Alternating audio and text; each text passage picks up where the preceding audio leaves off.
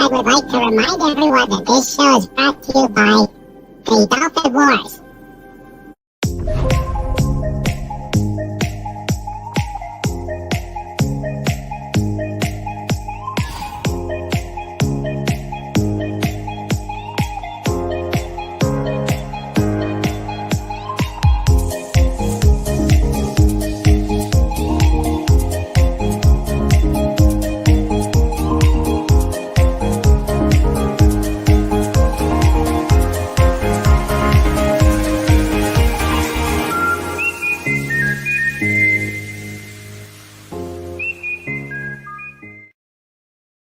Good day. Good day. Good day. Let's get ready to rumble. Oh, yeah. Time to get it on. Hello to the pod. I hope you're enjoying your spring so far and it's been dry and warm for you. Here it is rainy and kind of cool, but here we go. Let's heat things up with another interview today. You know him. He's been on the panel several times, and after talking to him and seeing what he's got going, I wanted to interview him. So please give a King Dolphin television welcome to the comic relief Crusader. Hello. I'm trying to be as polite and not as egotistical as possible. I will destroy you all. Yeah. Yes. Oh, and here I'm in my death metal dolphin persona. So beware, Right. all beware. Let's welcome our wonderful people who make this chat happening. Snorter Poopers is already saying, Sandra, keep me on my flippers. Snorter Poopers. Snorter Poopers. Yes, indeed. I think with you, we may bring out the mini snort. Yes, we should. All right. So let us welcome the wonderful chatters. First off, the wrench team supreme. We've got Legatus Legionnaire. We have the fantastic anti-derivative Jill, and my better half, the amazing producer of this show, the one who keeps me out of trouble. And who I desperately needed the past couple weeks. Sandra. Welcome, Sandra. I'm glad we are all glad you are home. Without her, you are nothing. Without her, I am nothing. You are so right. All right. So, and the chatters, we have got D. Bud Martin. Good day. Yes. We have 32 flavors of Nick Weiser. And we've got delicious. We've got Lenrod, and of course, you know him. You're afraid of him. I know it doesn't do any good without the Jaws song. Snorter Poopers. Snorter Poopers. Pooper. Lenrod says that there is a Viking dolphin. Yes, indeedy. Yes, indeedy. Again, thanks to Fet for Hire, who did these amazing death metal dolphin avatar and the great splash page. Yes, thank you. Yes, thank you, Fet for Hire. That was great. I think it was most awesome. Yes. All right. I especially like the flames on the side of the shorts. And me being a Transformers fan, it's very hot rodish. Yeah. Snorter Poopa says Snoopy. Yeah, we had a Snoopy sighting. Did we really? Yes, we did. Nice. Now he's going after mommy. All right. So, how we do things here when we have interviews, I've got a set of questions and answer to the best of your ability. And then we open up to the chat. But since you have wares to show, then since you have wares to show, we will ask questions as you're showing your ware. So please, people, hold on to your questions until I am done with my questions. And I'm going to put out right now, I'm going to put out the ways you can reach the Comic Relief Crusader. Well, thank you. Thank you very much. Yes. So there's his email address if you want to reach him. And here is the YouTube. Fan mail appreciated, even though I'm only at 200 subscribers. Yes. If you have not subscribed to oh, that's not, yeah, that I would have loved to see Snoopy's face seeing Sandra for the first time after 2 weeks. Oh, it was something to behold. He was definitely so happy to see mommy home. Was their face covered in slobber? Yeah, I think so. I think so. See you're weighing that response very carefully.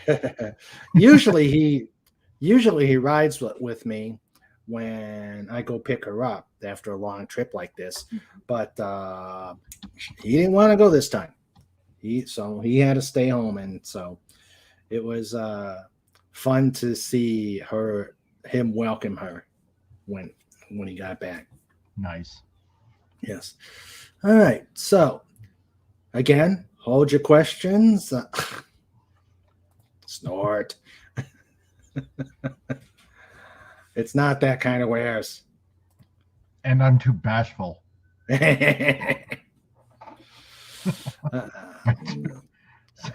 Sandra's just like, yes, show us now. All right. So, the one question I usually ask everybody at the very beginning is, give us a little bit about yourself, sir. Well, let's see. I was born at a very early age, and yeah, I know, shocking, isn't it? I seem to have that in common with pretty much 7 billion people, I guess. Mm-hmm. Yeah. No, I'm up here in the frozen north in Canada. So, and yeah, born downtown Toronto, and for some reason my parents saw fit to move all the way to the East Coast to New Brunswick, and yeah, where I've lived there for quite a few years and grown up chronologically. Mentally, that's a different so yeah. So no, I mean, I guess I've always been a nerd and a geek. I'm kind of like both rolled up into one, right? I mean, as well, let's say Raquel, over at Clobby's channel, who does the Saturday Night Star Trek and whatnot, how she likes to explain that nerds are basically, the bookworms, essentially. And, obviously I'm using a loose definition, while the geeks are basically, into the comics and the games and the movies and blah, blah, blah. Well, I've done a little bit of both, I guess. So, yeah, I mean, besides doing graphic design, I mean, I've always enjoyed comics. And, originally I wanted to get into astronomy. So, in my college years, I studied a bit of astronomy and astrophysics. But the geek part of me always wanted to draw. And so my dad, being old school from Austria, after being born on the tail end of World War II, it was like, no, you got to learn a trade, right? So comics were out of the question. So I got into graphic design, and that's kind of where I found myself, um, learning that. And, but my dad also, who was a musician and who toured across Canada, there was always that little bit of a performing bug, I suppose, in me, sort of. So, I actually also wanted to get into radio too. So, yeah, it's been a very interesting first 50 years of my life. Mm-hmm. Yeah. Yeah. So we got and commenting. Lenrod says the nerds are the ones who focus on those getting good grades and die when they don't get straight A's. And Jill says one time I retook a class so I can get an A in it. What a waste of money, but I got an A. Okay. Exactly, right? It's like after a while, once you've done the college thing and then you try to find a job in your field, it's like, so I needed a piece of paper to tell somebody I know how to do a certain thing. But you know what? In this day and age, here's the weird thing. You can almost find anything online, by Googling it or going to a YouTube channel and learning it. So it's almost making school, in a way, rather almost irrelevant. I don't want to say totally irrelevant, but almost slightly. Yeah. Not that I'm knocking school. Stay in school, kids. Yes, stay in school. Sandra says she wanted her A too. Well, you needed to for nursing. You needed to for nursing. Well, yes, I can see that. Yeah. I wouldn't want to, accidentally replace a spleen where a bladder should go or something. A's, I guess, in that case would be rather required. needed. Yeah. Yep. Okay, so and that kind of dovetailed into my other question. What made you want to be a creator? But you've already answered it. But if you want to embellish more as to why you wanted to be a creator, like on YouTube or just in general, I suppose maybe just on YouTube. The graphic designing. Yeah, well, yeah. What it was is like I mentioned before, when I was younger, I read comics like most boys, I guess, back in the day. Back in the day. Oh my God, I'm really dating myself here. Like most kids, you hung around, you read comic books. And it's like you got to create these stories of these heroes. It's like equating it to Greek and Egyptian legends of tales of the gods and whatnot. And but nowadays it's different, and we have our mythos of comic book heroes. And so I wanted to draw. And so when I was really younger, I was pretty good, and like I said before, my dad being from the old country, it's like, no, you got to learn the trade. So, after years and getting into my teens and whatnot, my mom knew that I always wanted to draw and paint and blah, blah, blah. And so when I was like late in my teens, graduating high school, she said, why don't you become an architect? And I'm like, well, what the heck does an architect do? Didn't really pay attention to the name. Back in the 80s, you really don't pay attention to a lot of things, especially being a teenager. So she's like, oh, well, then, you can design buildings and stuff. And that just sounded boring to me. So it's like, who wants to do that? So she said, well, I heard that there's something similar in graphic design. And I'm like, so I looked it up, and then I found out, wow, I can still draw and anything I design can be put on, say, I don't know, an album cover or a street sign or, a can of tomatoes. God, it's like Andy Warhol almost. So, like basically graphic design is used in everything that we see in everyday things. And I thought, you know what? That might not be a half bad idea. So I applied to college and for graphic design, and I had to pick a second elective, which was radio broadcasting. And this is like around the mid 90s, around that time. And so I had an audition actually for the radio broadcasting course.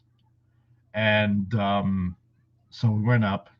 The place was like 2 hours away, about an hour and a half, 2 hours away, where I lived at this one college. And so I had to go 15 minutes live on the radio in the booth for my audition, because obviously, they want to hear how you sound on the radio and whatnot. And, fair enough. So I went in, and on this piece of paper, it said, talk about any topic of the day, or, or talk about the weather, or, topics that I could pick, basically. Right. So I had to pick a topic. And so at the time, what happened back in history, if anyone remembers, back around 95, I remembered a news broadcast that was on TV, where a drunk guy in California basically hopped in a tank and basically did a joyride around the neighborhood, only to be ending up, shot dead by cops. And so I decided to talk about that. Mm-hmm.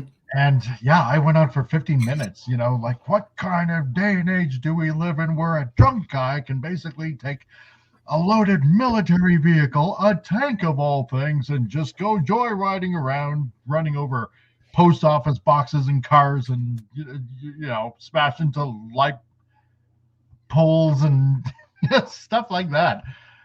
And so after 50 minutes, I hear on the glass, a knock, and I'm looking behind me, and it's the department head, and she's with her finger like, come on out here. And I thought, oh my God. Oh, you're in trouble. Yeah, that's what I was thinking, right? Oh boy, I'm in trouble. I think I probably went a little bit too far. So I'm not going to get in this course, but oh well, graphic design was my first elective. So I didn't think too much of it, but I didn't want to get in trouble, obviously. So I come out, and she's like, Mike, do you know what a shock jock is? And I'm like, no, I never really heard of a shock jock before. She goes, well, let me put it to you this way. And God, I remember this conversation. I love it. She goes, let me put it to you this way. Do you know who Howard Stern or Rush Limbaugh is?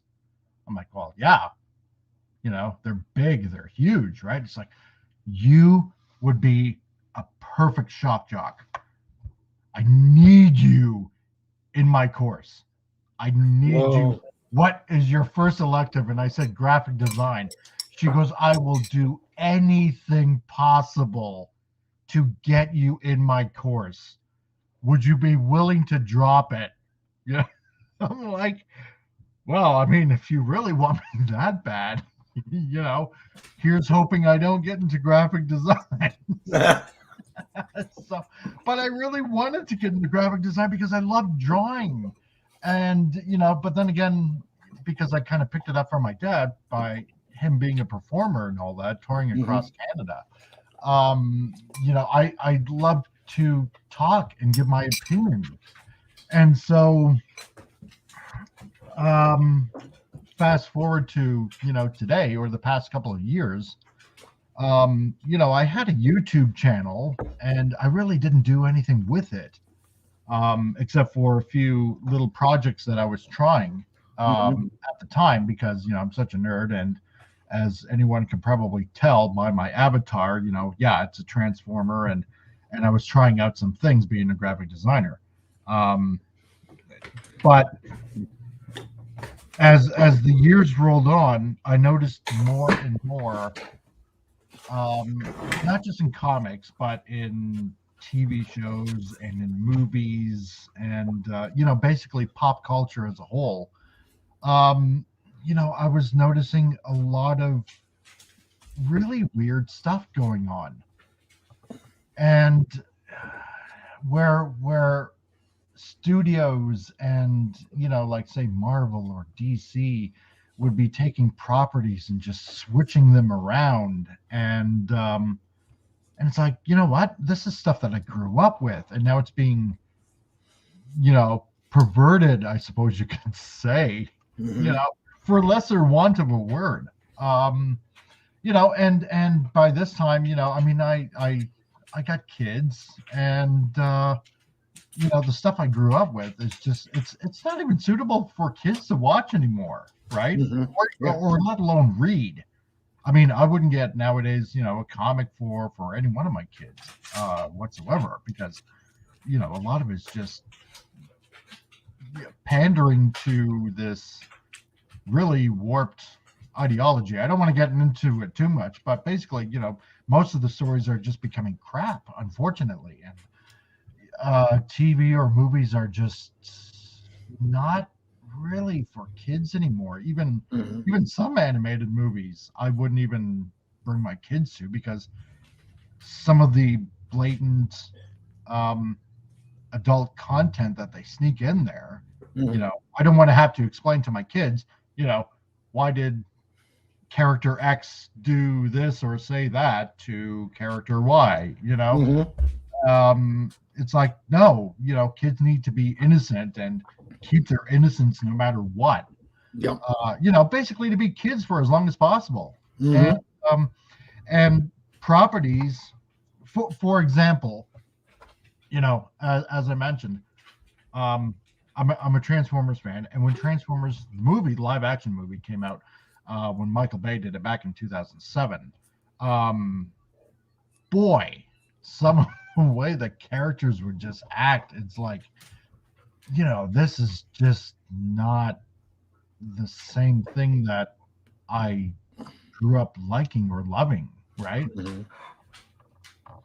So this kind of, after a while, started watching some stuff online on YouTube, and I ran into, let me think here, I think Doomcock was probably the first that I started watching, and then that led into The Critical Drinker, and then I think one night I discovered Klobby on Doomcock's channel, and so I ended up subscribing to him, and then I'm finding out that, and this is only like maybe a little over a year ago, finding out, hey, there are all these people that are basically noticing all these things too.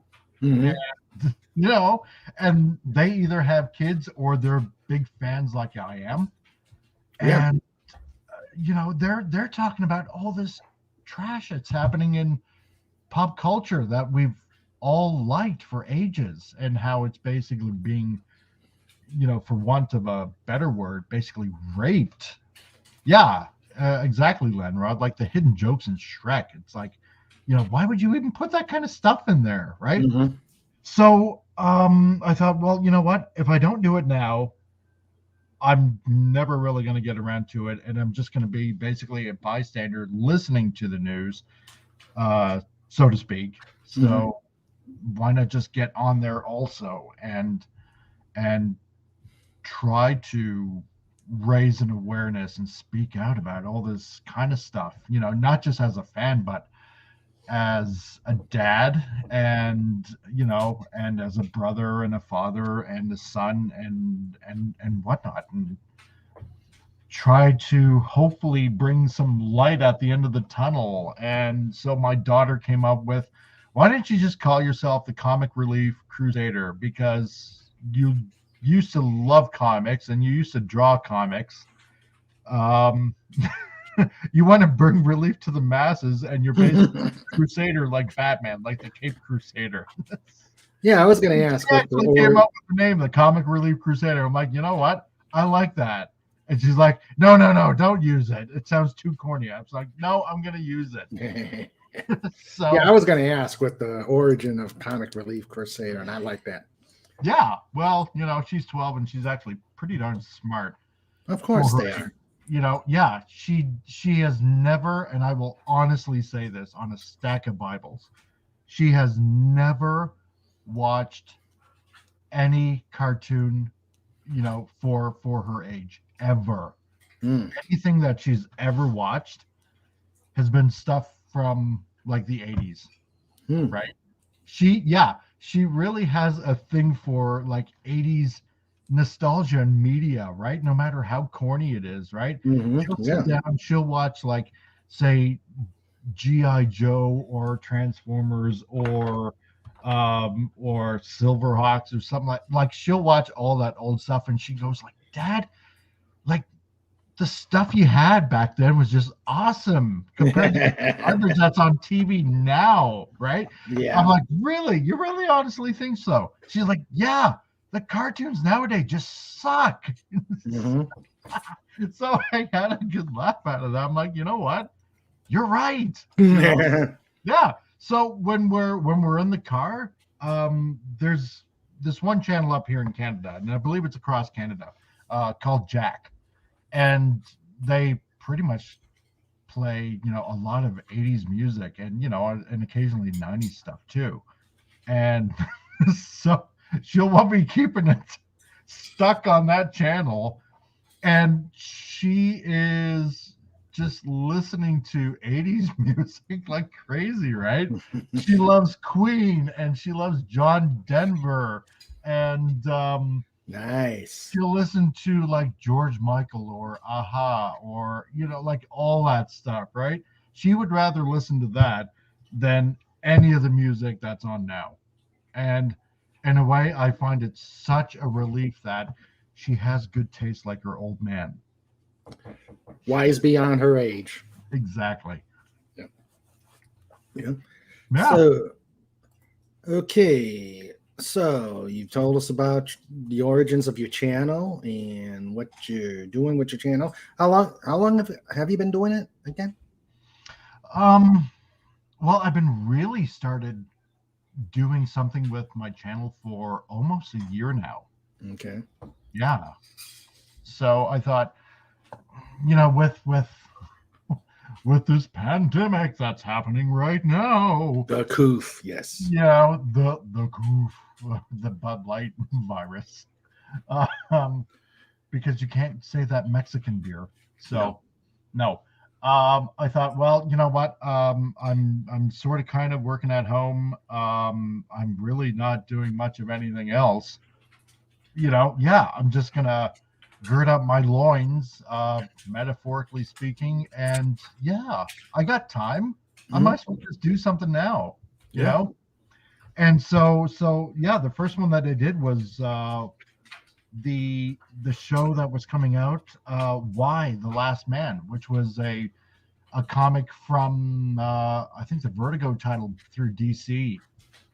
And it was an awesome story. And I remember reading it, basically about pretty much every man on the face of the planet with, the Y chromosome suddenly, for some reason, just dying like that, except for Yorick and his pick monkey. And he happens to be the last man on Earth. And then I heard that they were going to make this a TV show. And so I saw an article, and it's like, we're going to include basically making it as woke as possible because DNA doesn't matter. And if you feel like a woman, then I guess you are a woman. And God, I hope I'm not offending anybody, but you know what? You can't argue with science, and I'm sorry if somebody disagrees with that. But that was the first video. And it just kind of snowballed from there. And then hearing about Indiana Jones, and God, I love indie, but from what I was hearing about that time traveling and to push the whole whammon thing, that they're going to kill him off and basically replace Indy with with some woman is like, no, because you're retconning the entire show of the young Indiana Jones that was out in the 90s. Because if you remember that being on TV, at the beginning of the show, they showed a little snippet of old Indiana Jones, old Indiana Jones, right? That would entirely erase the whole thing, And yes, Lenrod, yeah, you can argue with science, but that's the nature of science. What you can't argue with is facts. Yes, indeed, definitely. So, yeah. So you've been on for about a year. Yeah. Well, I just calculated this month is my 6th month. Will be my 6-month anniversary later on in the month. Yay! Oh, congratulations! Thanks. Sounds like a celebration, guys, but we'll talk about that later. This is about to break out the beer. This is about the comic relief Crusader. Yeah. Now to the meaty part. You have a channel, but I understand, a little bird told me, or is it a little dog or little hedgehog or whatever zoo we've got around here? They say you're into graphic design. Yes. How? Yes, I am. How? Is that what your degree's in, or is that, it is. Okay. Being, extremely nerdy. I suppose. Well, actually, here, let me kind of share how things kind of happened, because some people do want to see, I guess, some wares. So I guess I can show a few things. We want to see the wares. Thank you, Legatus. We'll talk about it later. Yeah. Let us have a look here. As we try and figure out, all right. Let me get you in there. Yeah, well. So back in the 90s, this is kind of how it led up to things. Me and a bunch of friends, we had a comics group, right? And where we printed, we did our own comics, our own fanzines, and I did a couple of titles, and we were under the name of Drop Off Comics, right? Because I really wanted to draw, like I said.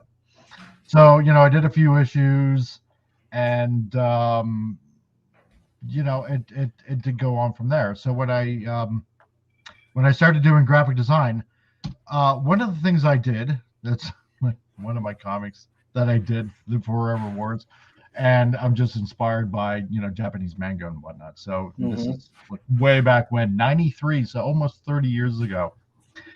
So when I became a graphic designer, one of the first things I did is I approached Hasbro, and I approached them with a prototype collectible card game, which would be here's one of the examples here, because during the time card games were the big thing, right? So because you had Pokemon, and you had, what was it, Yu-Gi-Oh, and you had Magic the Gathering and all this kind of stuff, right? So because, again, being a big nerd and Transformers fan, I had a contact in Hasbro, and I pitched a card game to them. And I hope that's showing up on the screen. Yes, it is. Yes, it is. So I got the idea. I borrowed a few tips here and there from other card games, and so I decided designed away, and I came with a whole deck of character cards and combat cards and let's see, and weapons cards, and really researched gameplay, and so I had this all done, And the guy, my contact at Hasbro, he's like, you know what? Okay, great. Ship me the whole prototype game. I'm taking this to the San Diego Comic-Con. This is like back in 2001, 2002. And pitched this to Wizards of the Coast because at the time, I believe they were in a little bit of a partnership going on. Mhm. So they pitched it, and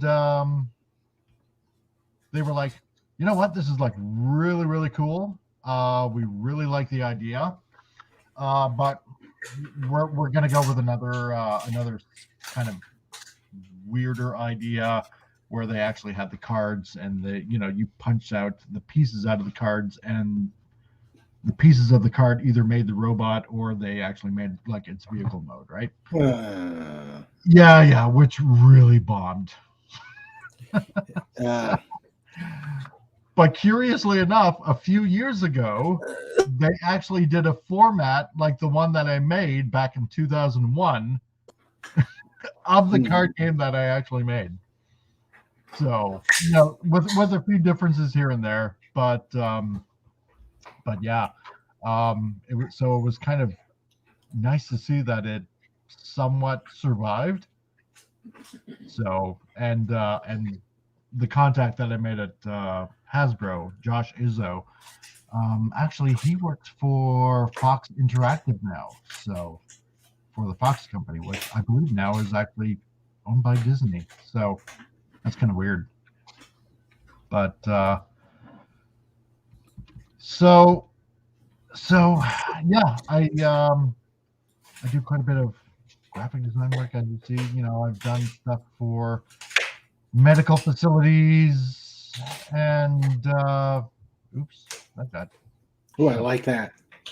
I like that. Yeah, well, this is like a battle scene where you would have your cards out, and you would have to fight over a battlefield, so to speak, and depending what side you're on, you would gain like certain advantages and whatnot. So it was pretty neat to come up with all this stuff. And then as Hasbro had a lot of other lines, they had I think later on, probably about 20 years ago, they had the Vinyl Tech, which would be the Japanese line, or here was known as alternators. Mm-hmm. And obviously this is all borrowed art, because I was making the prototype, and I didn't have time to like design all this stuff or stuff like this, which was from was it in Japan? It was known as Galaxy Force, but here in North America it was known as Cybertron.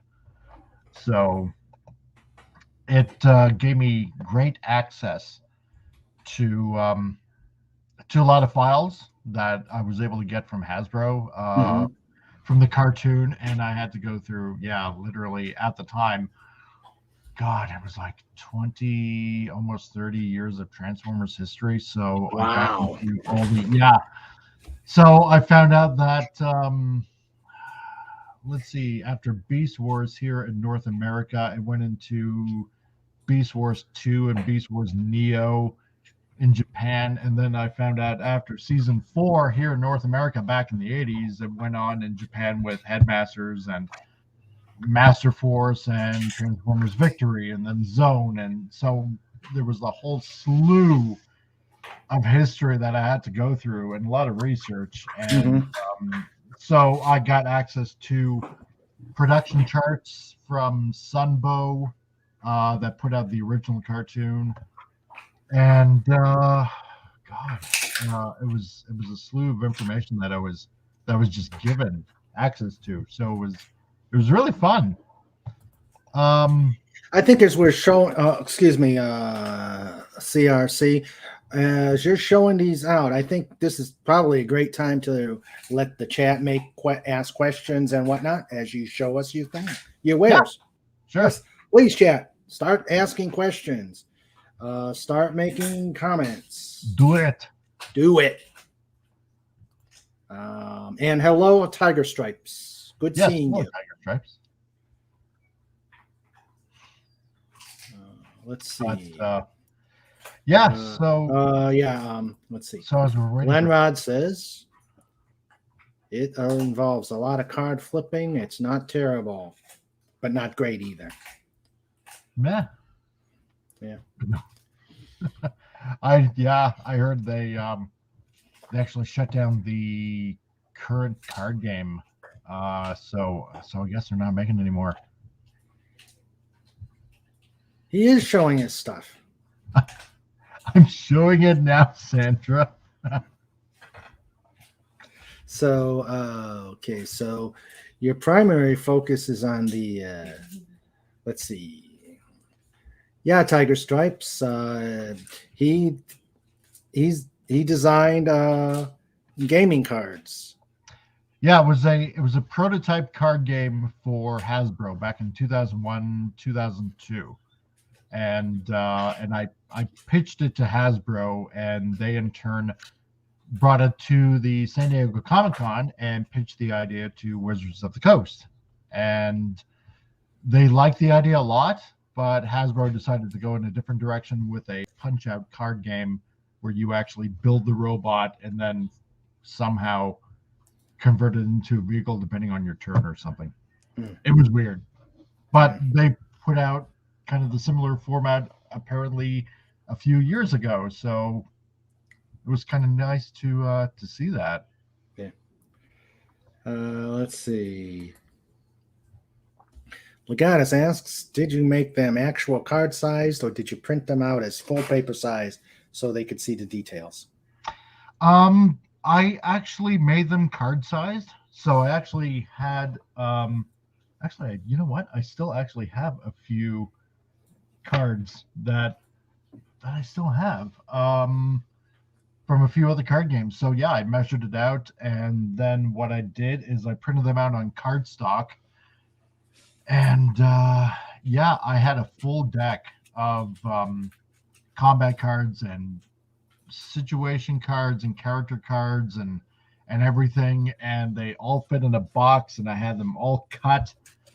And I even made instructions on gameplay, and I shipped it all to Hasbro in where are they now? Massachusetts or I'm trying to remember. I can't even remember where Hasbro is now. Let me check while you talk. Yeah. And so I shipped everything out to them, and they brought it, to San Diego Comic-Con. So I figured, you know what? If they had a working deck in their hands, a physical deck, then sure, why not? Print it all out, and so they can read the instructions, see how the gameplay works, and if it was a hit, it was a hit. And Rhode Island, by the way.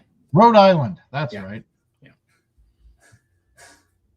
But yeah, I mean, it was fun, and God, it was long hours on the computer. So, making cards after cards and doing all this research. And then after a while, my wife was like saying, why are you looking at toys and cartoons so much? I thought you were working on this game that you were pitching to Hasbro. It's like, I'm doing research, honestly. Yeah, it's like, no, you're not. You're looking at toys and watching cartoons. It's like, this is part of the research. So did you diversify from cards into other things? Well, I did. Yeah. After that kind of Legatus said, let's see. Wait. Lenrod says, well, Tiger Stripe says, that looks like a nice demo deck. Yeah, it does. Yeah, was that computer generated? Well, I did everything in Photoshop. So a lot of the characters that obviously you see on the card, like I got from either like source materials that I would get from Hasbro, and some of the artwork came from Japan. And so I had to make cards from them, and I even got them from comic sources. That at the time, I believe it was Dreamwave Comics, which went out of business ages ago. They had the Transformers license first. Yeah. And so I got a lot of their artwork, and I was on a few fan websites trying to get fan reaction, but they didn't understand that this was a prototype game to be pitched for Hasbro. And they were like, you're just ripping off artists' art and you're just stealing it and saying it's your own. It's like, no, that's not the point. This is for Hasbro. Yeah. They own the characters. Therefore, I can use the art. Yeah. But some people didn't get that. So, yeah. Lenrod says making your own TCG stuff is fun. He made a complete deck of Pazak cards. Wonder what that is. I have no idea what Pazak cards are. But if you made a complete deck, then you know my pain. And congrats on you for making a full deck. Yeah. And Legata says full deck. How many cards? Would they also fit in the standard 9-sleeve binder for easy storage? Yes, actually they would, because they were based on game card size, right? How many cards? Oh my god, it was hundreds. Because what I did was I had one card for, let's say, one card for Optimus, right, in his robot mode, and it would have, like, for example, let's go back here. Let's say Optimus here. Okay, so you would have one card for his robot mode, and as you can see, there are all the stats of what it can do in robot mode. And then I had another one for his vehicle mode. So each Transformer had its robot mode and its vehicle mode. And if they were a triple changer, if some of you guys know what that is, and then there would be an alternate vehicle mode on top of that, right? So it was hundreds of cards. Hundreds and hundreds. And again, it was research. So honest to God, I was not just watching cartoons for the sake of watching cartoons.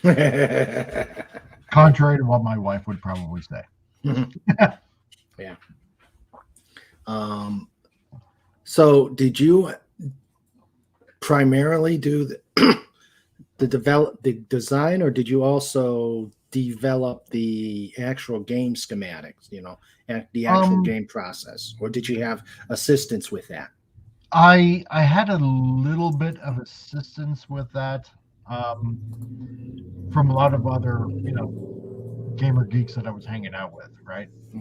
And the stats that I came up with on each of their cards, I actually took from their what they call the tech specs on the back of the box, right?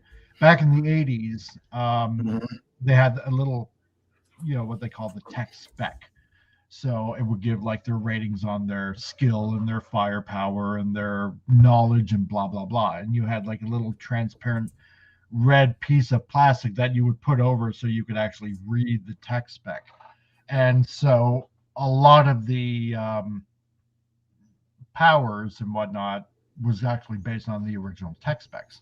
So like, for example, here on Optimus's card, the C stands for close combat, the R stands for ranged, so like with a gun or something, and the D stands for defense.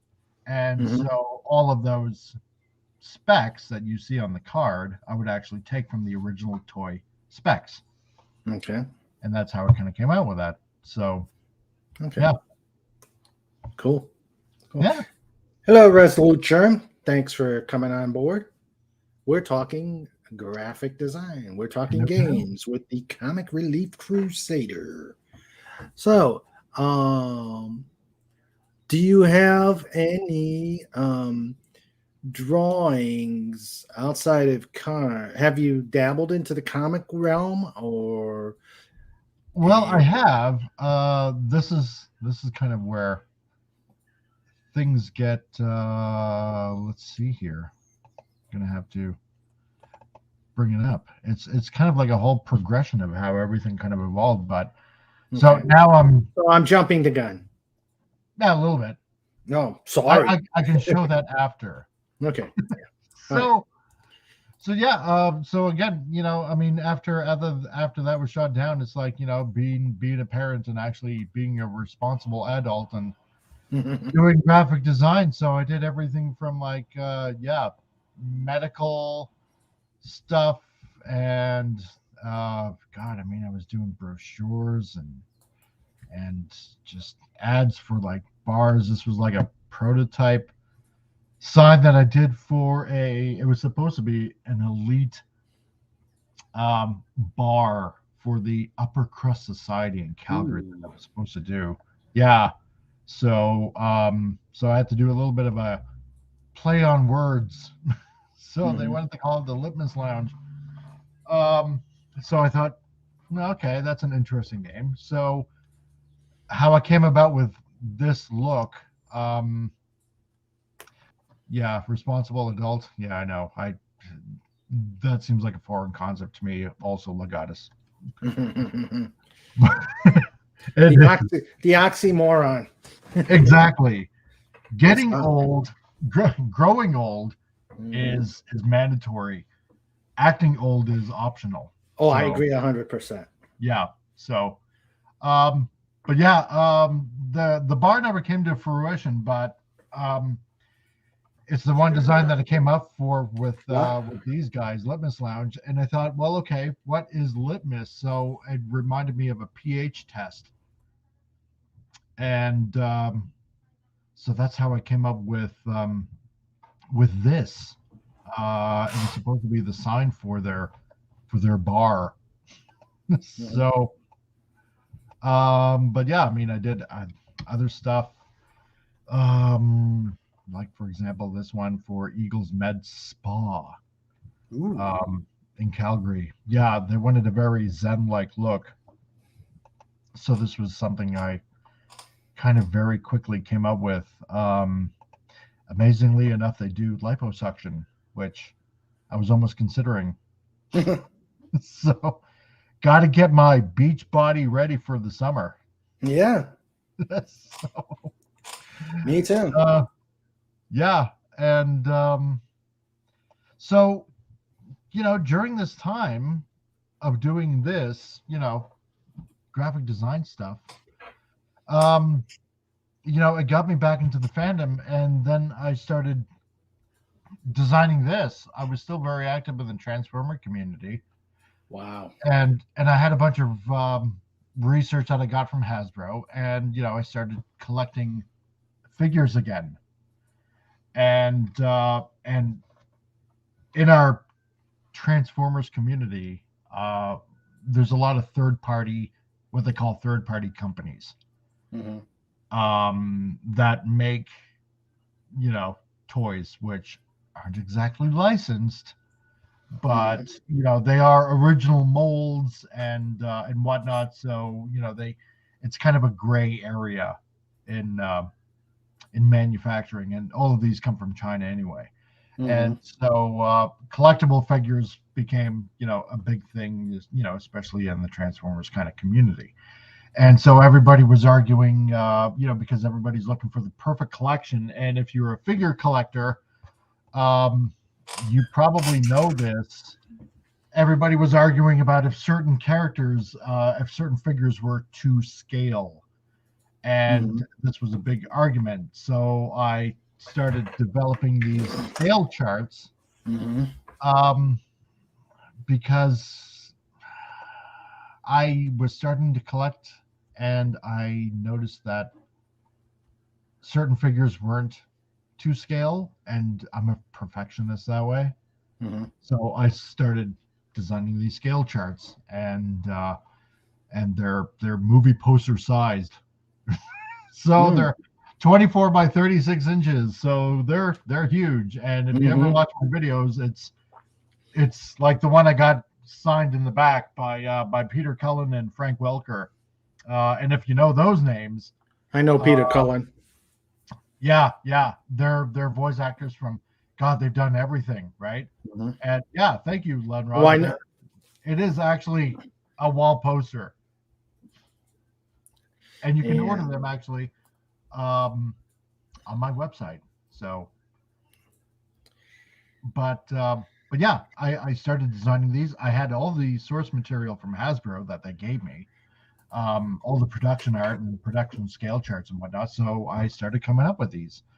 And, this is for the entire season 1, 2, 3 of the Transformers. And then, like I said, I started getting into, at the time, 30 years of history. And so, because I did the card game, I did the entire Japanese series on top of that.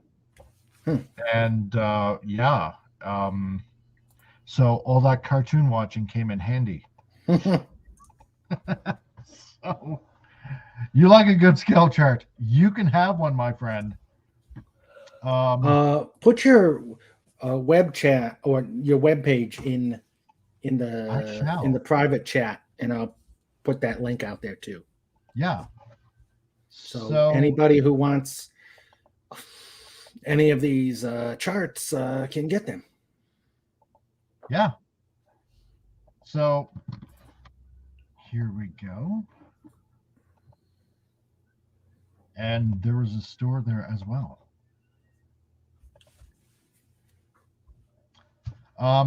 So with all the production art that I got, I did these scale charts, and then next thing I know, it reaches the attention of everybody in Asia, in Japan, and in China. And then I get emails from, from third-party companies like Fans Toys is one, and then there's another one called X Transbots and Fans Hobby, and Zeta Toys, and like a whole bunch of third-party companies. And I actually got hired on by one of them called X Transbots, and they wanted me to do box art for them. So this is kind of like me getting back into drawing comic art again. And so this is one of the box art that I did for one of their products. And yes, 24 by 36 matte poster. So all of them are matte and that big. And so that's the figure that I showed on a previous video to you guys. And so I did the box art for that. And there is the box right there. So, and it's I'll tell you one thing. It's rather surreal in a way when, how should I put it? When something that you draw or you doodle, like it's different when it's graphic design, right? Because you're doing it for a client and the end result is, like a brochure or it's a website or it's, I don't know, a label or whatever, right? It's you're doing it for the client, right? But when it's something in the fandom and you're doing it because you really enjoyed doing it, because you watched it as a kid and, or you played with it as a toy, when you do this and it's actually on the box of a product of something that you love to collect, it's a really surreal kind of feeling, right? It's like, oh my God, something that I drew and, I helped make is actually like in physical form and I can hold it. Nice. And I can put, and the end result was I even helped doing the Pantone color work, which is essentially, taking the colors from, say, the cartoon or the original cell art from production, which again, way back in Hasbro, I had all that stuff. So when you get the actual physical product, the actual toy in your hand, it's like, these were like the colors that I matched, and now I have the actual product in my hand. This is so freaking cool. Yes, I will ship to Canada and the US, and international shipping might be a little bit more depending where you're at, but I can get it to you internationally too, depending where you're at. Okay. So I love Yeah. the name. I love what they called the Quintesson, Dr. Egg. yeah, yeah, right. Yeah. So because in third party, obviously for legal reasons, you can't use their actual name, right? Mm-hmm. So the guy at X Transbots there, the guy's name, even though he's obviously Chinese because he lives in China, we call him Keith. He was thinking, what do we call this character? So I have a little hand in naming some of the characters that these guys produce, and so I said, well, he looks like an egg. He's a floating egg with faces, and as a joke, I said, why don't we just call him Dr. Egg, right? so I called him Dr. Egg. Yeah. So I thought it was just hilarious. And so the next one that's coming out soon, if any of you ever remember the show from the 80s, there's the Quintesson Prosecutor. Yeah. And yeah, so that was in Transformers the movie, the animated movie, and showed up a few times in season 3. So that's the next one that's actually coming out. Oh, okay. I believe June. So the Dr. Egg one actually has lights and sound, and it has a remote control with it. This one is actually going to be the same thing. So he's gonna talk. His mouth is gonna move, and the energy beam lights up. And Nice. So he wanted to call this one Le Poulpe, which is French for the octopus. Yeah, he thought it would be a nice Canadian homage to me because I do it, and because I live in Canada, right? I'm like, well, Keith, I'm not French. So he's like, no, but you're Canadian, right? It's like, but we got more than just French here. So I'm like, can I just name it something else? It's like, no, we're gonna go with this name. It's like, oh God, okay, fine. Yeah. So it's the octopus. It's like, oh God, really? You had to come out with that? Yeah. But yeah, fun stuff. Yeah. Now, have you done any artwork for Hasbro and Bandai, who I believe they both own the Bandai also owns the rights to the characters? Well, that would be actually Takara in Japan. Oh, okay. Yeah, Bandai owns essentially Gundam. Oh, okay. I thought they also. Yeah. Oh, okay. Oh, and I'll tell you, Bandai is super protective of their property. Oh boy, anybody in China tries to make a knockoff of Gundam models, oh boy, they will lay the hammer down. I kid you not. Yeah. Hasbro, it seems, is a little bit different because they see it kind of as almost like a promotional thing. It's like, hey, you're bragging about our license, which is Transformers. So they really don't crack down hard on these guys, on third-party companies, which is rather odd. Yeah. Have any of your art gotten on any of Hasbro's boxes? No, not yet. Okay. I actually last year pitched the idea to Hasbro about being a distributor for these scale charts that I made, because they are technically unofficial, right? Yeah. And I'm not putting on the poster that this is a Hasbro licensed product, because obviously that would get me in a lot of trouble, and that's something I do not need. No.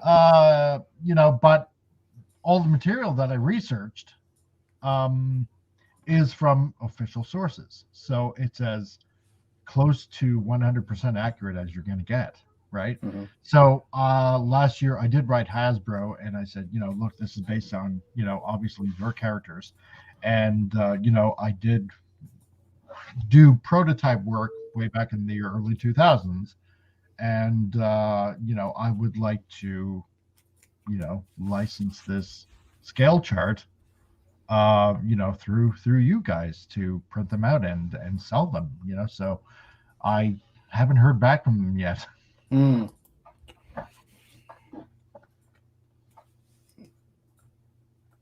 I see that when you buy now is only when shows the price is in US dollars. Will you add that US dollars to the store page? Do you have a no, I don't have a facts page actually on my page yet. But it's basically that's the price shipped, right? So yeah, wherever the post goes, whatever the shipping charge is, that's to, essentially everywhere in North America. Okay. Because shipping costs money.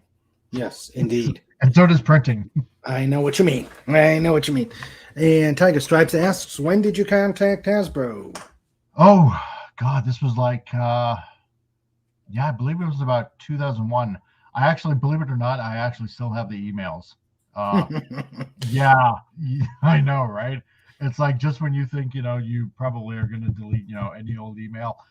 No, I am keeping those emails forever. I don't care how old it gets. Yeah, I know it's like, posterity 20 years ago now, but mm-hmm. I mean, it was a once in a lifetime thing, right? And so, how often does anybody get to do that, right? To be able to produce a prototype, anything for something that you really enjoyed as a kid, not a lot of people. Mm-hmm. And so I mean, yeah, I know it's 20 years old, but I'm keeping those emails for good. Yeah, so good point. That's my proof, and I'm not gonna delete that. Okay, so what else have you? Yeah, but since then, since doing the box arts, I mean, just continue to do graphic design work, like places like this that's opening up it's kind of like a gym and holistic nutritional meditation place, Piercing Nutrition. That's supposed to be a chain that hopefully might happen a little later on this year. And since then, I've been doing stuff like cover bands, album covers for like a metal band, like this one. I know it's a bit creepy for my liking, but just doing design work like this, they're kind of like a Metallica-ish band before they cut the hair, so they actually do rock. And and working with production companies that do TV and film, like the JDB Film Company in Calgary, Jay Beecham, who actually does the TV show for Van Helsing, I think, which you can actually still catch on Netflix. Oh, okay. So, yeah, he's a TV producer, so it's pretty neat.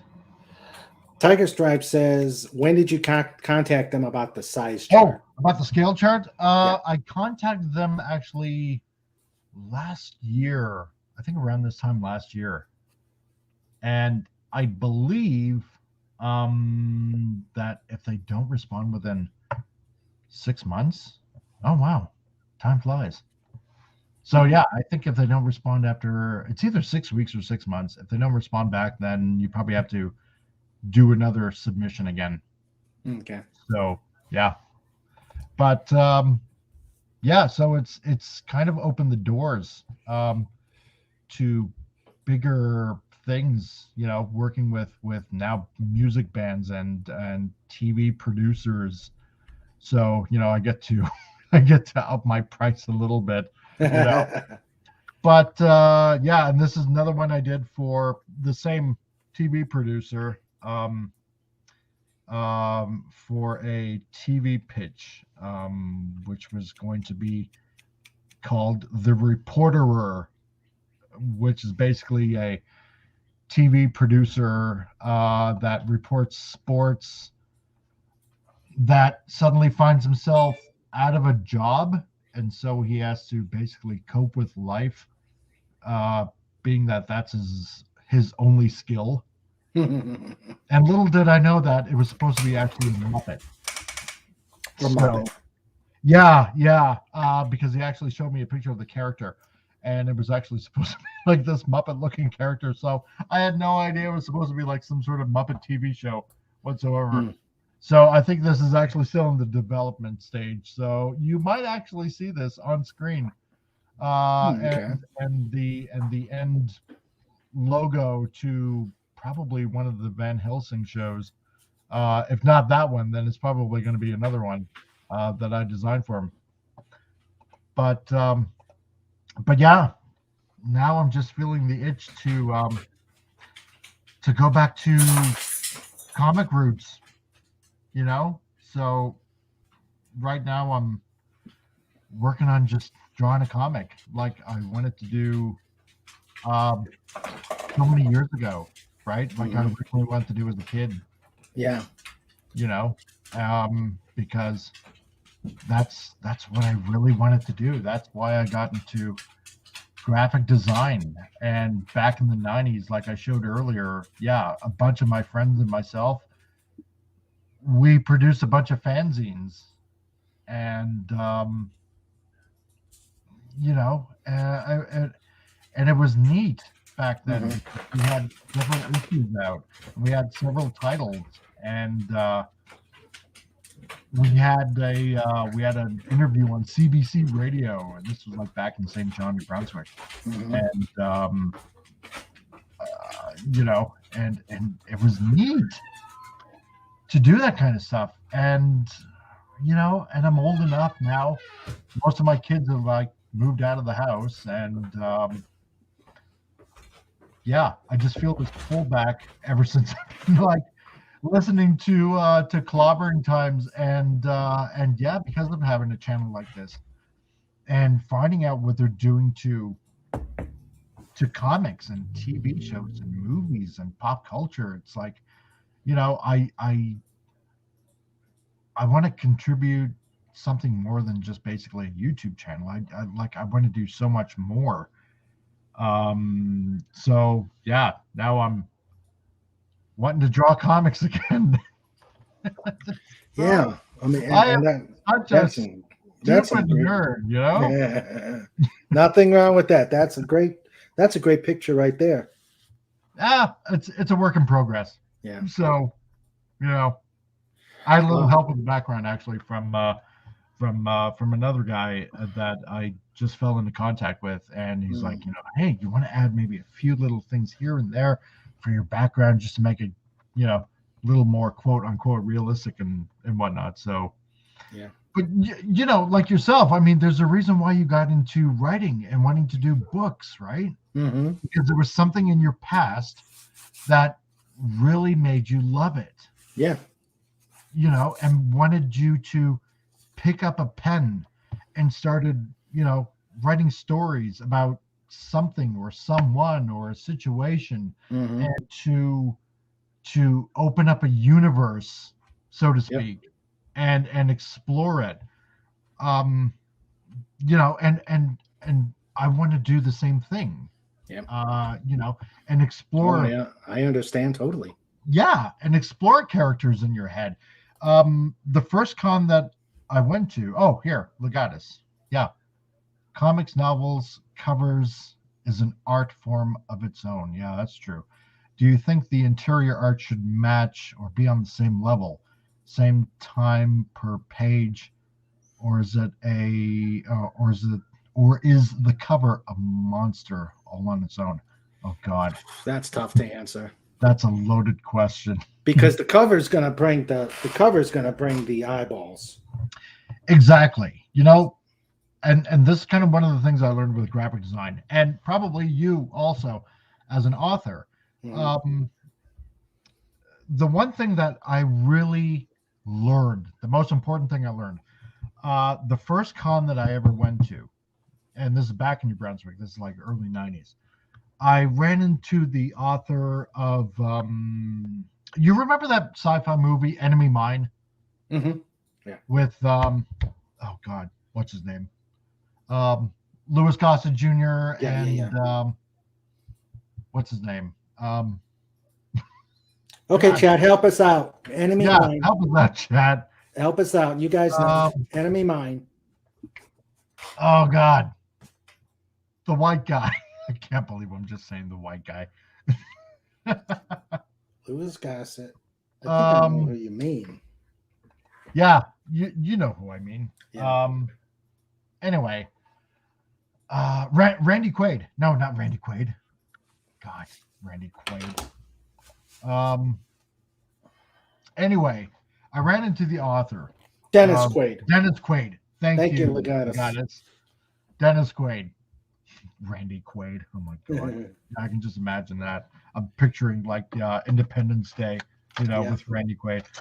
Anyway, with Dennis Quaid. And so I ran into the author that actually wrote the book of that story that was made into that Hollywood movie, right? And this is me in my early 20s, and so I was talking with him. And yes, thank you, Tiger Stripes. Also, yes, thank you, Tiger Stripes. You are not invisible here. You are not. You are not I'm invisible. Trying to concentrate, and yeah. So we were talking, about how we came up with the idea for the characters in the movie, and he looked at me and he goes, I see you got a what looks like a comic, and I said, well, yeah, this is one of the stories that I came up with, just a fanzine. And he said, can I have a look at it? And I was like kind of like shocked. It's like, oh God, he's gonna think this is crap. Mm-hmm. Because here's an author that basically had a movie done, and I'm comparing myself, thinking, oh, geez, he's gonna think this is a joke.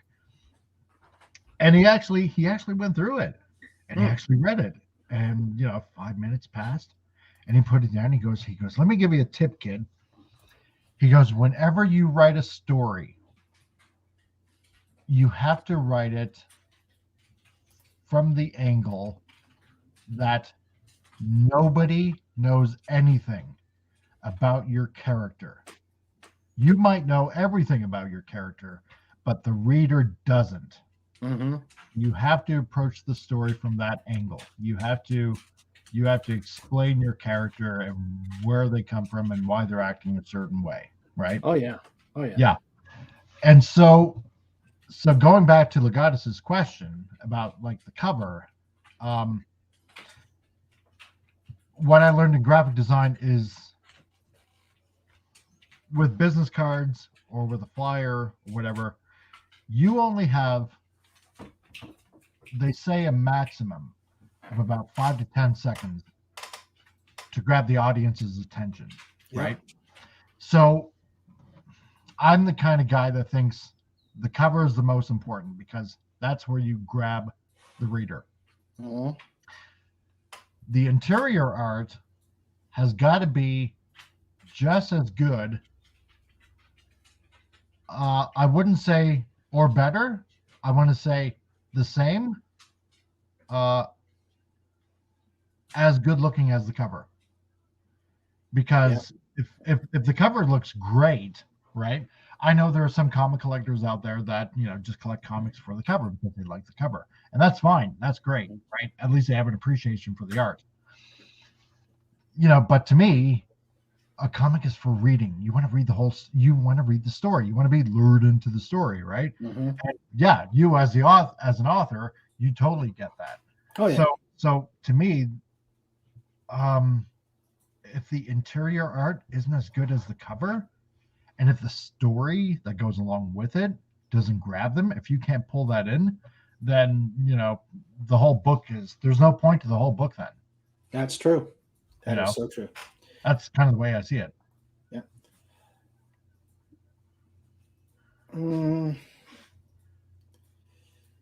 That's an interesting question. Yeah, if the comic is in black and white, should the cover also be in black and white, or should it be in color? Same goes for any ads in the book. You know what? I think a cover should be in color. Yeah. I don't know. I've always been used to color on a cover, on a comic cover. Mm-hmm. You know? Yes, definitely. Yeah.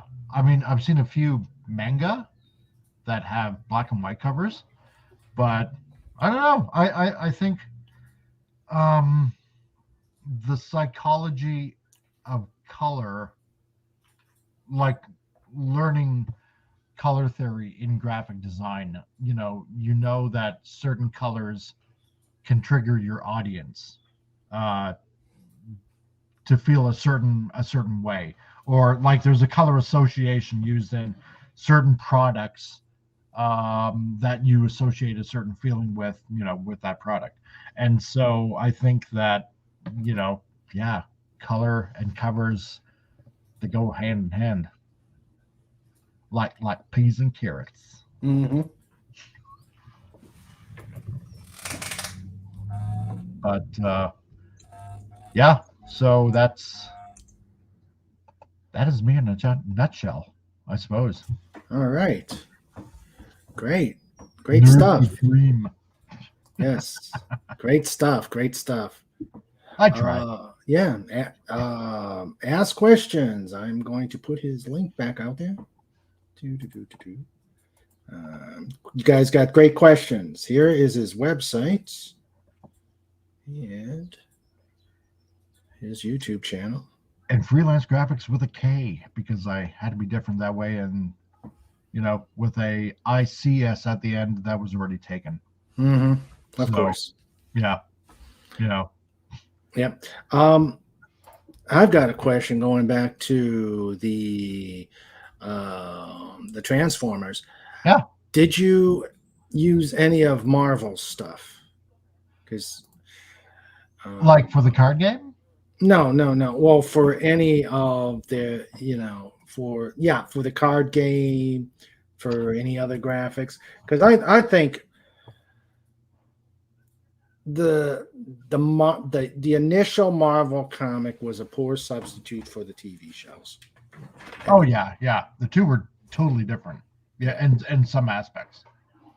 So, because what happened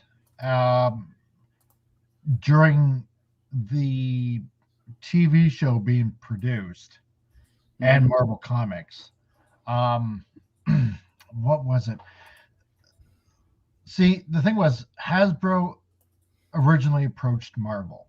Hey, we got a bunch of characters. We think it's going to be a big seller.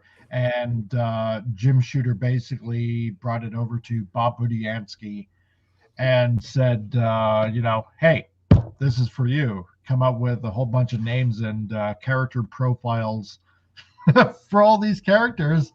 And we're going to produce a comic. And so it was all left in Bob Budiansky's hands. And of course, then also Hasbro then approached Sunbow Productions, which had already been producing G.I. Joe. Mm-hmm. And they wanted to, obviously produce the cartoon. Well, what ended up happening is Budiansky had all these profiles made up, and the Marvel comic was, starting to be produced. But there was a little bit of fighting going on between Sunbow and Marvel. They just did not get along whatsoever. So there was a little bit of fighting going on between the two for the longest time. So that's why there were also so many errors made, not just probably with animation, but with with scripting and the way maybe some characters were a little different than what was actually in the Marvel comics. Mm-hmm. What ended up happening is that they were under. See, Hasbro had no idea that they had a huge seller on their hands with Transformers. See, because before that, Tonka had GoBots, and that did fairly well, and they had I think a season or two or something like that. Mm-hmm. But Hasbro was really gambling on this, and they had become really big. And what ended up happening is that from a finished script to a full-blown, ready-to-go to TV episode was 3 months, right? Which was unheard of. It was like terribly rushed. So Marvel was trying to tell Sunbow, hey, do this and this and this. Sunbow was like, screw you guys. We're going to be doing it our way. Based on, some of the information that you gave us. And yeah, it's the story that has gone on into legend now. Yeah. Look, Legata says so many comic books have substandard. I imagine he says, I imagine he meant, okay. He retyped it. There you go. Today, many comics have substandard interior and cover art. Only the variant covers look good. Good point. Yeah, it depends on who's doing the variant covers. That's true. That is I true. hated those in the 90s, though, the variant covers. Mm-hmm. Well, I shouldn't say I hated them. I loved them. It was like a love-hate relationship, right? Because, if, when you went to the comic shop and you got your monthly titles, or your weekly titles, but you ended up having that one variant cover instead of the normal cover. And especially if that variant cover went like side by side to another title, which was often the case sometimes in the 90s, especially. Oh my God, then you had to hunt down all those other issues of a title that you probably didn't even collect. And then on top of that, those titles like had some, if the story grabbed you, then you had to find the back issues also on top of that. Of said other titles. Oh, I hated it. Yeah. Because then I ended up spending more money on comics than I actually wanted to. Oh, God. Yeah. But some of the artwork on variant covers were just beautiful, especially the ones that came out by, what was it, by Image, because Big 7 left Marvel. And yes, definitely. Tiger Stripe says, they're trying to get the collectors to buy all the variations of the cover. I know, right? Those bastards making you spend your money. Yeah, of course. Why? Yep, and like Lenrod says, sounds like their plan succeeded. Exactly. Devious plans. Darn tootin'. Hello, Deef. How are you? Deef. How are you, sir? Hello, Welcome. fellow Canuckian. Yes. Yes, good to see you. Oh, yeah. It was a love-hate relationship with me. And, oh, God, especially with Image. It was you collected all these Marvel titles that all of them did because obviously you were hooked. See, and this goes back. You were hooked on the interior art. The cover helped, but it was the fact that you had that interior art that went along with the cover, right? Yeah. Like say with Eric Larson or Todd McFarlane or Jim Lee or any of them. And then when they left Marvel, it's like, well, they had, how should I put it? They had their backup artists, their backup plan, right, to fill in. Now all of these guys are gone. And, some of them were pretty good. Like, for example, R.T. Bear. I liked his work because it was similar to Jim Lee. And so all the 7 did their own titles. And then they opened up their own studios, like Extreme Studios in Wildstorm and what was it, Eric Larson's Big Brow or something like that, and McFarlane that is. And then they all had their offshoot titles. So you wanted to collect them all. And oh God, it was such a money suck in the 90s. Mm-hmm. And Legata says, before I put my inventory on a spreadsheet, when it came to novels, when I see a cover I do not recognize, I thought it was a new story and not a reprint with new artwork. Hate it. I know, right? Mm-hmm. And he says the cover helps sell the issue, but the interior art story makes for a return customer. That's right. Exactly. Totally. Yep. And Tiger Stripes has a good one. I love this one because I've had my share of Mad magazines and did my own share of folding the back cover myself. Oh yeah. She read recently that when Al Jaffe invented the fold-in for Mad magazine, William Gaines loved the idea because so they mutilate the magazine, then they'll have to buy another one to save. Yeah. The evil plan to make more money. The search for more money. I never collected Mad magazine, but whenever my mom went shopping in the grocery store, because Mad magazine was obviously on the magazine rack, right? Mm-hmm. My brother and I would hang out because my mom didn't like Mad magazine. She let me collect comics. That was not a problem, right? But Mad magazine, for some odd reason, it was kind of like, cha-ching, exactly, right? But Mad magazine seemed like, I don't know, to her, it seemed like something like really taboo, oh, you shouldn't collect that. It just doesn't look nice, So, but my brother and I would hang out by the magazine rack while my mom went, getting groceries. And we would constantly fold the back cover to see what the secret picture was. Oh my God. I don't know how many back covers that we probably folded up. While they were still on the stand.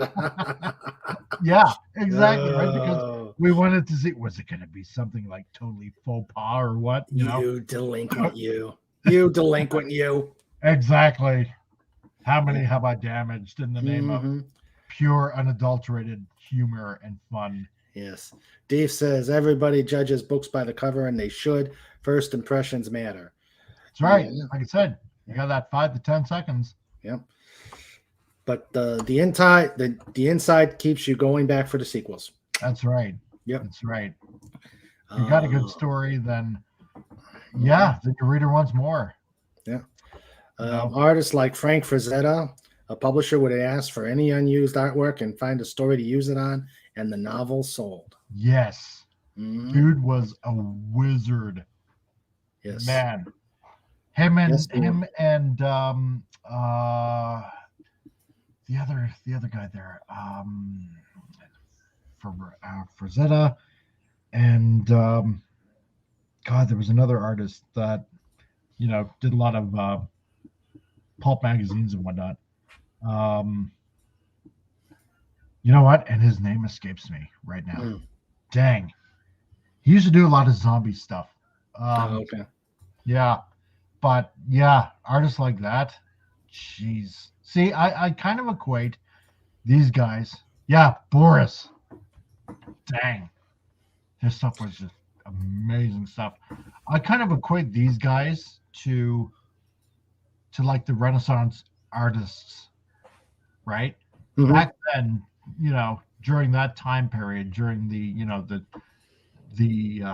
Middle Ages and whatnot, where you had fantastic artists, phenomenal artists. Yes. Boris Vallejo. Yeah. Oh God. Amazing stuff. Because nobody does classical art anymore. Not really. Not a lot.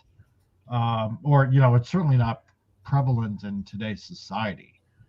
But comic artists, especially like Boris and Frazetta and the like, and sure, to a lesser degree, a lot of the comic book artists, but those guys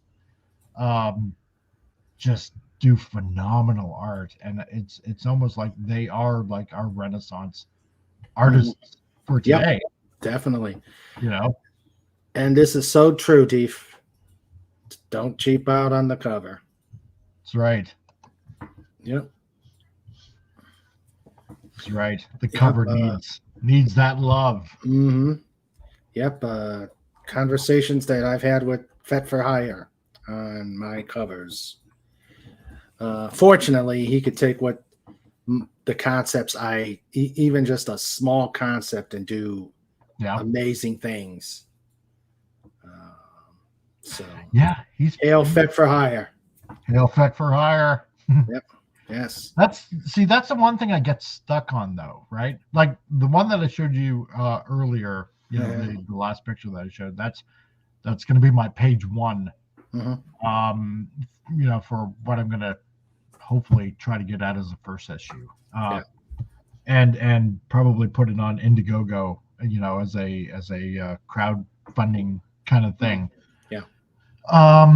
You know, because of the whole Comicsgate thing and whatnot, and the first issue that we originally put out, you know, as Drop Off Comics way back in the day, was actually 1993. So that was like 30 years ago. So I kind of want to give it that big, you know, complete circle kind of thing. You know, hey, 30 years later, you know, I'm kind of contacting some of my old friends that I've stayed in contact with, and you know, and asking them, hey, you feel like having some fun again, you know? So because I maybe it's just the nostalgia in me that just wants to, you know, go back to simpler times, you know, probably because now I'm 50 and becoming an old man. You know, Stop it. Yeah, but you know, you're only as old as you feel, right? Got that right. You Exactly. got that right. So, and I'm 15. Yeah. But you know, why not have fun? I mean, we're only here for a short time, right? Yeah. So you know, and I'm not saying, you know, just go out and just willy-nilly just, you know, do whatever, but you know, be productive during your life, but you know, at least try to have fun doing it. Yeah. You know, like my mom used to say, if you can make your hobby your job, then at least you go to work happy. Yeah. You know, I'd rather go to work happy. That's true. That's true. So, okay. Well, we could go on forever, but we do have a time limit here. I suppose. Yeah. Time flies when you're having fun. Kids think I'm 23 and still feel about like that, though my wrists are shot. Yeah. Yes. Well, this is my back. my back too. My back yeah? too. Yeah. Oh God. Yeah. No. The back is the first thing to go. Is it really though? Yeah, I suppose. Yeah. Because I did a lot of hard labor. I'll tell you that much, man. Like, you know, besides doing graphic design, you know, because you got to earn a paycheck, you know, between clients, you know, I did a lot of labor stuff and scaffolding and stuff like that, right? Like a lot of heavy stuff, and oh boy, it wears on you, bud. I'm telling you. Indeed. Legata says, with today's era of altering the past, what is your opinion on all art altering past art to meet today's sensibilities? For example, covering up Michelangelo's nudity can't have an athletic male-female form. Yeah, well, you know what? My thought is that's an atrocity. It is. It really is, because to me it's a slap in the face to the artist, first of all, right? Yeah. And you know what? If somebody can't take you know, like art, nudity in the form of art, all right, like classic art, like this, for example, you know, I mean, you know, stuff like, you know, pornography. That, I'm sorry, that's not art, right? You know, anybody can be naked, but you know, in this case, if somebody can't take that, well, then you're looking at the wrong stuff. Go look at something else. Go look at a can of beans. Yeah. You know, this I agree. This was a celebration of the human form, and you know, in Michelangelo's time, you know, he was mostly hired by the Catholic Church, you know, being Italian, of course, and you know, and commissioned to do artwork, you know, and it was a celebration, in at least in his perspective, of God giving man form, infinite in all his movement and faculties, and you can see that in his statues, in the way he did it. It wasn't just to you know, to just show brazen nudity, like, you know. It was, no, it wasn't anything like that, you know. It was art for art's sake, and if anybody can't take that, yes, or in a can of tomato soup, exactly, like Andy Warhol, go enjoy that, you know. Yep, Dave, well said. Well said. You know, I mean, yeah, I mean, even Marvel, even some artists that work for Marvel now are getting pretty ticked off because some of their artwork is being altered, right? I think there was a recent article of a Conan comic that somebody had put out, right, of like some female high priestess bad guy in a Conan comic, and you know, and it looked really great. And apparently, you know, some of it had to be drawn over because, heaven forbid, we see the female form. She wasn't naked or anything like that. It's just they put like some sort of poncho or whatever was, you know, over her, right? Yeah, or a red stripe over the National Museum legatus. That's right. You know, no, screw that. Stop altering artists' art. That's what they're remembered for. You know, for drawing. If you cover up what somebody has painted or sculpted or drawn, you're not giving you're not giving that artist his due. Yeah, because it's a lot of hard work to study anatomy and stuff like that, you know, only to be covered up. Like, give me a break. Yeah Definitely. It's altering history. That's right, Dave. Yep, exactly. It is rewriting, actually. He says it's rewriting. Oh yeah, it's ridiculous. And that's another reason why I got my channel, right? Because I'm sick and tired of this, of retconning and rewriting and covering up and you know, all this silly stuff. You know, just because a few people are offended, it's like, you know, grow some cool yams. Yeah. You know? Yes, definitely. Grow some, you know. Yes, grow a set. Yeah, exactly. Grow a set, right? Set. Yeah. Because it's not that bad. No. Really. Come play with us. We have cake. Yes. Maybe muffins. Yes. All right. Maybe a cup. Comic Relief Crusader. This was great. This was fantastic. So. Yes, time flies when you're having fun, and I hope the chat had fun. They had great questions. Yes, they did. Great questions. Thank you all. Thank you. Yes, and let's put his stuff out there. There's his YouTube channel, and Legatus will put out his webpage. So go look up the Comic Relief Crusader. Look up his stuff. Watch his like and subscribe his YouTube channel, and he will come here. He's a guest. He's a periodic guest on Just Cuz here with the good stuff. Please like and subscribe. Yes. I'm begging you all, help me save pop culture. Yes. There are idiots in the factory, and they don't know what they're doing. Yes. Anti-derivative Jill says you're awesome. Comic relief, great stream, and she enjoyed listening. Well, thank you, Jill. Yeah, thank you very much. I appreciate it. And I am going to get into season 2 of the Orville, and I am so happy that they're going to actually do a season 3.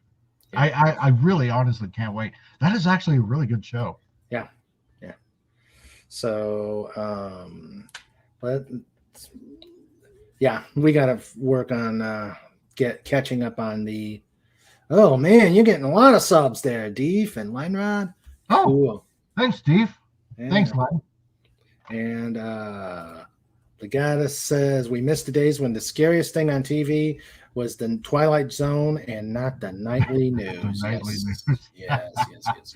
You know what I've been doing is I've been watching the old Outer Limits from the 60s. Oh my God. Like, have you ever watched the old 60s? Yeah, a long time ago. And it's so enjoyable. I am not going to date myself. I love it better than actually the 90s Outer Limits. Oh, yeah. And yes, and I'm hoping there's a season 4 too. Yep. God, please, yes. It's actually probably it's like a funnier Star Trek, the Orville. Yeah. It's actually more Star Trek than current Star Trek. Yes. All right. So let's see some. But I do got to ask: is your avatar Optimus Prime, and did you draw it? Okay. No, I did not draw it. And you know what though? You are the second person to ask if it's Optimus Prime. The other guy was Brandon, the anime guy. Mm-hmm. You know, you ever seen his channel? Because he goes through all the anime stuff. And I was watching one of his live streams. I think what was it? Not yesterday, the day before. And he actually commented on the avatar, and he's like, that's a funny one of Optimus Prime. I'm like, no, okay, this is not Optimus Prime. This is actually Star Saber from Transformers Victory, which was released in Japan. Oh, okay. Yeah, I grew up on 90s Outer Limits too, Jill. But the 60s stuff, it's you know what? The stories are actually really good. Yeah, I think it was actually better. We control the horizontal. We control the vertical. I think a lot of that was better than the Twilight Zone. It is. You know what? And my daughter, I mean, she's like 12 and a half. She loves the intro to the 60s Outer Limits. She loves it. Like, I showed her, it's like, you know what? It was actually on in the 90s too. And I showed her the intro. It's like, nah, I like the 60s one actually better because it's the original. Yeah, exactly. Exactly. Yeah. All right. Well, we will have you on, if not on another interview here sometime, we will definitely have you on Just Cuzzies. It's always fun talking to you. Look forward to it. Yes, it's always fun talking to you. And everybody, please like and subscribe to Pop Cult, the Comic Relief Crusader. And also, if you like what we're doing here, like and subscribe to King Dolphin TV. Yes. Support this man. Him and Sandra do so much work and so much wrenching on so many channels that, man, you two, it seems like you're always on a channel, and you guys are just nonstop busy. Like, seriously, kudos to you two. Well, thank you. Yeah. Sandra and I both appreciate it. Yeah. No, like, seriously, like catching bots and stuff like that. Like, oh my God, you guys are just nonstop. Go get it. Yeah. It's fun. I enjoy it. And I like I said, I just counted down, and I got to figure out the exact date, but this will be the 6 month. Sweet. The mid-year. Nice. The mid-year. We got to do something. We got to do something. We do. We got to plan a party. Yeah, party. Just Yeah. a just cause explosion or something like that. Exactly. We Yeah. need fireworks Yeah. and an elephant, and we need Pudgy to get totally blitzed. And let the mayor Pudgy out. We need the mayor Pudgy out. We need alternative drill. yes, Yes, we know we need craziness. But let us do some show notes. And what did Sandra just say? Sandra says, I'm not cleaning up after the party. That's the why you have a producer's dog. job. That's why you have Snoopy. That's why we have Snoopy. Yes, he'll clean up all the leftover food. So true. All right. Show notes. This Saturday we'll have a Just Cause. We're gonna get a Sandra report. Nice. We're gonna have probably some pictures from the book signing I do earlier in the day. Finally, the coof is lessening, and people are seeing people again. And I'm gonna be doing a book signing on the 9th. And of course, we'll do the usual madness. On the 12th, I will be a guest on Maria with Tea and Telly, talking about my books and talking about the channel. On the 13th, we'll be doing another bunny trail rescue tour with Beth Ambrosia, and we'll probably get a Jamie Lee update because that'll be right after her surgery. Oh yeah, that's right. Yes, she is in surgery. God, I hope she's doing well. Yeah, Jamie Lee. In fact, I'm gonna do an update. Jill says, "Yeah, it's okay. We can borrow the Claboni to clean up the mess." Oh yeah, that's right. I think that's gonna be Claboni. I think it's gonna be Claboni level. And in fact, let me do a quick Jamie Lee update. See if it's. I mean, they've already got the surgery scheduled, but let's see what the latest GoFundMe says. 3,060. Oh, excellent. Yeah, so I think they're making headway. 3060 for Jamie Lee. So yes, if you have not donated to the if you have not donated, please get this word out to help continue to fund this little cute little bunny, Jamie Lee, to get her eye surgery. I'm putting the link out there. So please pass the word around. Let's get some more funds for the surgery. That's right. If you don't, you hate bunnies. Yes, if you don't, you hate bunnies. And we're gonna stick Snoopy. We're gonna stick Snoopy, Snort, and Pudgy on you. He's right, because the only thing you do not want on your side coming after you is wicked hedgehog. Yes, definitely. Okay, let's go back to the show notes. On the 20th, we're going to have Janet from Another Planet showing off her creations. She's got Janet from another planet. From another planet. The Galaxy Gal. Galaxy Gal, Janet. Yeah. She's got some good artwork that I want to have her show. And on the 28th, we will have 4 Paws Protection,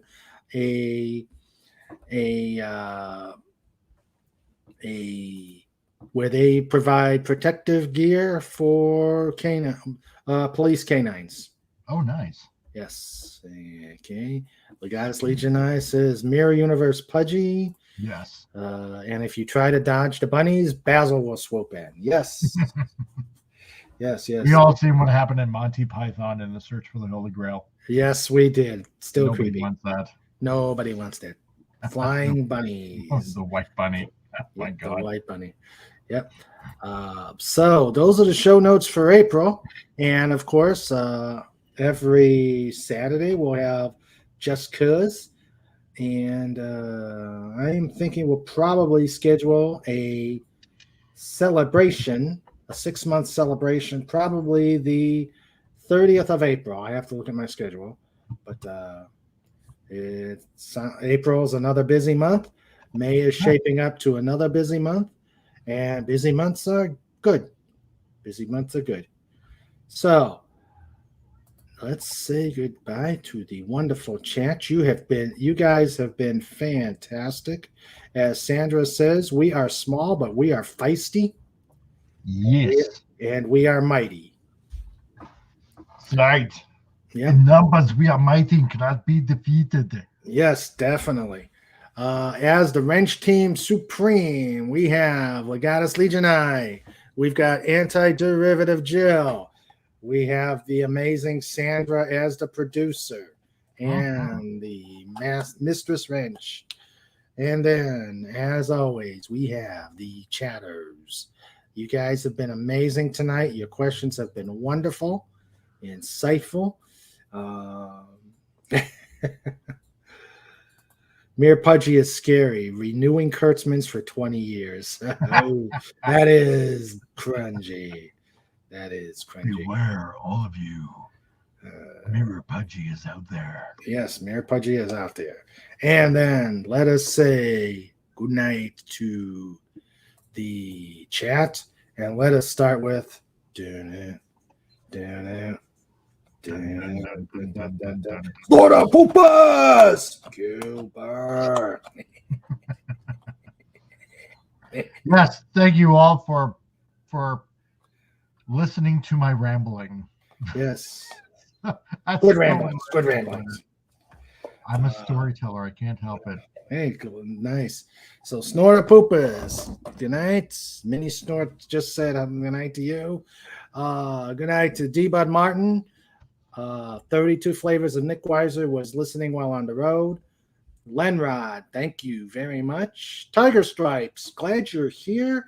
Yes. Please subscribe to Tiger Stripes' channel. She's actually getting videos out there. Nice. And I'm going to get you on, Tiger. I want to hear about your channel, what you have planning. Resolute Germ, good night. Good night to the lovely Sherry. And good night to Deef. And Jill just says, you're fascinating rambler, so ramble on. Yeah. I can't help it. This is the only chance I get because my wife constantly tells me, you talk too much. I hardly talk whatsoever. It's the only chance I get.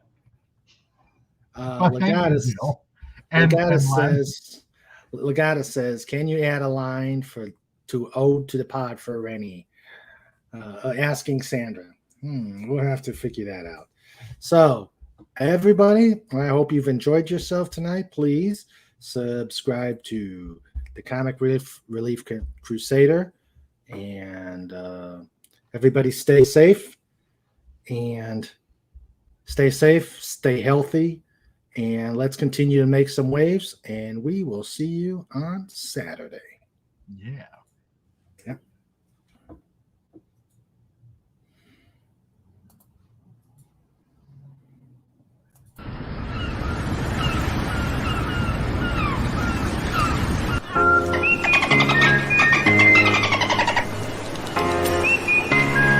This segment is brought to you by the DolphinWars.com.